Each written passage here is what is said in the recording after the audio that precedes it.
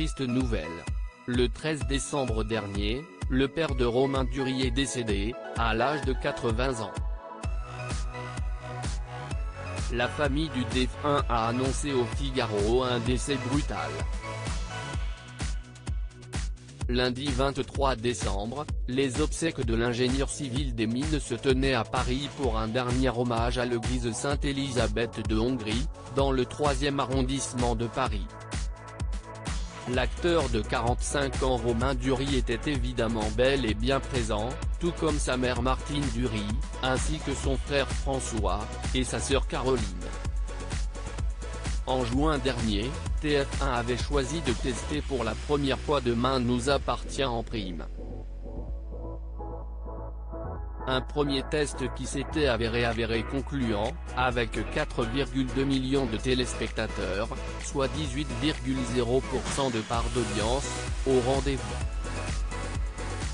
Lundi 23 décembre, Vincent Mellet a confié aux Parisiens qu'un nouveau prime a été validé par TF1.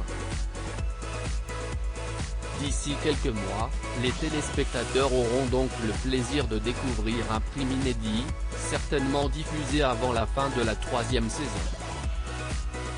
Pour l'heure, aucune date de diffusion n'a été communiquée. Et sinon, dans le reste de l'actualité.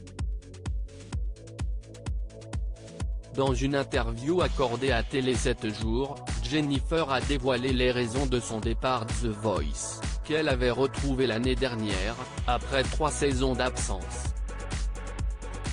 Entre sa tournée et son quotidien de maman, la chanteuse s'est confiée en toute transparence. Sur son compte Instagram, Nagui a dévoilé une photo de lui et de son épouse Mélanie Page. Rien de très fou jusque-là, sauf que la couple prend la pause aux côtés de Mika. Christmas party avec mon meilleur pote après le Superbe Show, a écrit Nagui en légende, à l'occasion de sa Revelation Tour du chanteur. Le New York Times a distingué le Bureau des légendes parmi les 30 meilleures séries diffusées dans le monde depuis 2010. Encore mieux, la série française se positionne sur le podium, à la 3e place.